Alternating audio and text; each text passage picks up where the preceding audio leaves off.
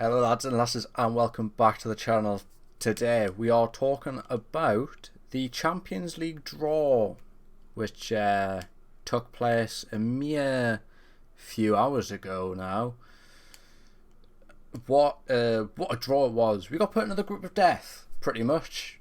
PSG, AC Milan, Borussia Dortmund. They're the three teams we have to play in the group stage. Do I think we're going to make it out? Not really. I don't have high hopes going into the group stage. But you know, that could all turn around. We could actually do amazingly well, which I hope is the case. Yeah, I thought we'd just talk a little bit about it. Before we get into that though, I have a poll running on Twitter asking about how many points you think we're going to get in the Champions League. If you want to partake in that, go to the Twitter. It's in the description. I'll announce the results tomorrow at some point. Lovely stuff. Anyways, so the squad we have, well, not the squad we have, the squads we are coming up against are very good squads. And I'd like to point that out because one of my sister's friends for some reason thinks we are going to breeze through this group stage. The group stage, everyone's saying, is the group of death. There's three massive teams in here, and there's a newcomer. There's a team that hasn't been in the Champions League for 20 years. I don't think we've got it easy by any stretch of the imagination. Anyway, we'll talk about these three teams in what I think is the hardest to the easiest. No, we'll do easiest to the hardest, actually. So the team I think we could take the most points from is Borussia Dortmund. That doesn't mean they have a bad squad at all. I mean, to start, they've got Gregor Kobel in goal, who is a fantastic goalkeeper in the Bundesliga. I think it's going to take a lot of testing to get anything past him, and if we're going off how we're playing so far, we're not going to score. However, I think things will change. Don't worry. We're gonna be fine by the time it comes to the 19th. In 19 days' time or 20, depends. I can't remember if we're playing on the 19th or the 20th. It's one of the two. The schedule I don't think comes out till Saturday, so we'll keep an eye out for that. But yes, Dortmund have Kobel in goal. They've got Schlotterbeck. They've got Nicholas Sewell still, do they? I thought he left. They've got Mats Hummels. They've got Ben Sabani, who is a very good Bundesliga left back. They've got Marius Wolf, who I don't know a lot about. He's all right at best. But they've got Thomas Meunier when he's not injured. So they've got very good defenders, and that is something we will struggle against. Teams with a very good defence. Now, I can only point out Abby's mate because it's the only one that has mentioned this, and it's Borussia Dortmund don't have Jude Bellingham anymore, which means they don't have central midfielders. Well, let me tell you something, shall I? Emre Can is fantastic for Dortmund. He plays centrally, he plays defensively, he can play centre-back. He is not the Liverpool Emre Can we've seen. I've seen him play a little bit last season, and he's very, very, very good. They've got Marcel Sabitzer, who didn't set the world alight at Man United. I think he played quite well while he was at United. But he didn't set the world alight. But while he's been in the Bundesliga, he's been fantastic. So there's no reason he can't link up with these players very well. And they've got Julian Brandt, who isn't an awful player for them. He's not fantastic. He's not as highly rated as he might have been a couple of years ago, but he's still there. And they've got Giovanni Reina, who is a very good up-and-coming talent coming through the Dortmund ranks. Fantastic player for them. They've got Marco Reus, who is the heart and soul of that team pretty much. So that's a lot of good midfielders that they have to cover Jude Bellingham. They don't need a one person to do it all. They've got other players that can do the roles that he can do in smaller amounts. Attacking, they've got Karima Adeyemi, who we all know is fantastic. They've got Daniel Marlin, who's a very good winger / striker. They've got Sebastian Haller, who is actually really good. So they've got Mukoko as well. So they've got a lot of options there. I do think it's, as I say, I think that's going to be the easiest team we'll come up against in this difficult group. It's the group you want when you say, we want to play against good teams. This is the sort of group you want to be put in. I would have preferred, Group H with Barca, Shakhtar Donetsk, and whatever other team I had in there. I can't remember. That's the group I would have wanted. But I don't mind playing this group. I just don't think we'll get through at this rate. So that's the Dortmund team. I think we could, at maximum, we could take 4 points against this team. Realistically, I think we take 2 points. I think we got to draw home and away, and that's it. If we do take the 4 points, though, we win at home. We don't win away.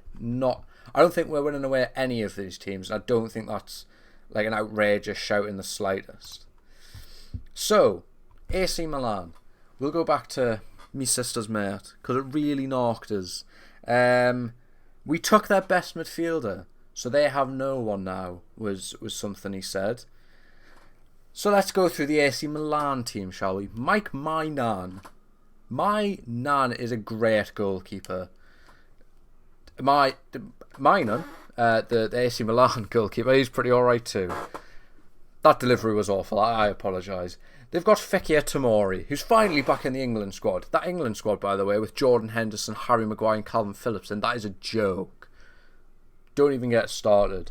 Anyway, Tomori, he's in there. Kalulu, he's a fantastic player. Simon Kjaer, he's a good player. Theo Hernandez, the world's best left back right now, probably. They've got Florenzi, who's a great right back. They've got defenders there that can pocket some of our players, depending on who decides to turn up. In midfield, they've got Benacar, who is a good midfielder. They've got Ruben Loftus-Cheek, who maybe didn't do well at Chelsea, but he always likes to score a goal against Newcastle, so no doubt that'll happen. They've got Pobega, the poor man's Pogba, so he's probably going to do something. I don't even get started on the attack, because they've got attackers for days. They've got Rafael Leao, one of the best young wingers at the moment. They've got Christian Pulisic, who is a all-right right winger. They've got Chukwueze, who was playing at Villarreal, who looks like he's going to be a fantastic winger. They have Okafor, who looks quite good coming up the ranks. They've got Divock Origi, who can score goals whenever he wants to. And they have the best French striker to ever grace a football pitch, Olivier Giroud. Their attack is probably one of the best that we're going to face in this group stage. Overall team, it isn't fantastic. It's not amazing. They do lack some midfielders, but still, they are going to do dirty things to us in these group stages. And Maignan is going to be keeping goals out like it's no one's business. We'll finish this off with the PSG squad, shall we? Now, again, Abby's friend said they have Mbappe and that's about it. They don't have Messi anymore. They don't have Neymar anymore. Both of those are true facts. However, they have one of the best young goalkeepers in Donnarumma. He's 24 years old and already one of the world's best, and he has been for it's like 6 years now since he was at AC Milan. He's still on top. Who else have they got? They've got Sergio Rico, who can do a job for them when he really needs to. Not that he will. Defender-wise, they've got Marquinhos. A fantastic, fantastic defender that has been at PSG for a while. And he's been doing fantastic while he's been there. They've just brought in Skriniar. Fantastic defender in the Serie A. They've brought in Lucas Hernandez, who was a good defender for Bayern Munich. They have Kimpembe, who I already rated at the start of his PSG career, so he's going to do just as well. You've got Nuno Mendes and Juan Bernat at left back. Now, I think Bernat is the lesser of the two left backs. I think Mendes is better, and he also has age on his side to develop a lot more. So that's going to be a worry for the future. They have one of the best right backs at the moment in Hakimi. They've got Mukiele as well. So they've got a really, really good defence, which is something we're, again, going to have to worry about. With a lot of these teams, they have very, very good defenders. In midfield, Danilo Pereira, Vitinha, Marco Verratti is on the way out. Hopefully, that would be a bit of a help for us. Bloody Fabian's there. I can't get away from the man. Won't pack him on FIFA anymore. He's coming back to play with twice. He's going to have to play at St James's Park. I'm distraught. Carlos Soler as well. Good midfield. They are good midfielders, to be fair to them. They're not fantastic. I feel like a common theme is midfield isn't amazing, but it gets by and it allows the team to travel up to the attack, which is the important bit. Ousmane Dembele is at PSG now. He's a great winger when he's not injured. Marco Asensio, from what I've heard, has kicked on really well at PSG. Kylian Mbappe, fantastic striker and winger and central attacking midfielder when he really needs to be. They've just brought in Cancelo Ramos from Benfica. Great. Fantastic. That's another fantastic striker. The etiquette is on the way out. Bun that man off.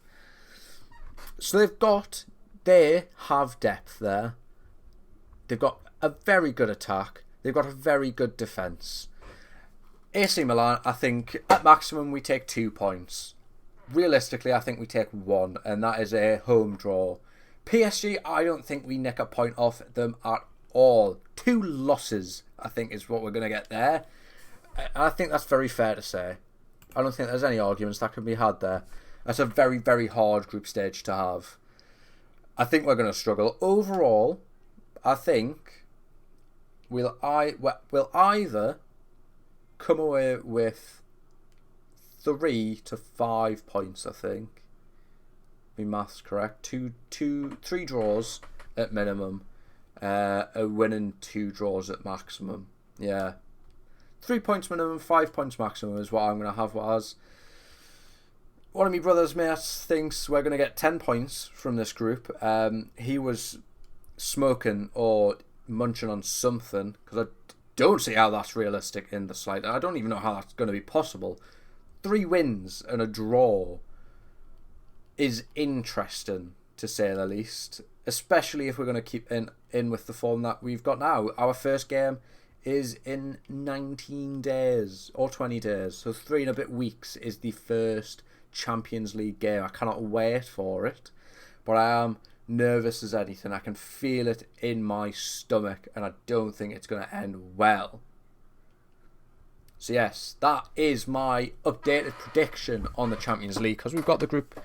We know who we're going to face in the group stage now, so it'll be an interesting one. Tomorrow is Friday, and I will have my predictions for starting lineup and score for the Brighton game, and the Adidas announcement is tomorrow, so I may talk about that. Obviously, love giving my opinion, hence why I've been talking for 15 minutes or so, just under that. But yes, look out for those videos tomorrow. In the meantime, enjoy whatever it is you're enjoying these days. What am I gonna do? Watch The Mentalist until the last part of the Newcastle documentary's out, I think, is my plan of action for the evening. Lovely stuff. See you in the next one. In a bit, pal.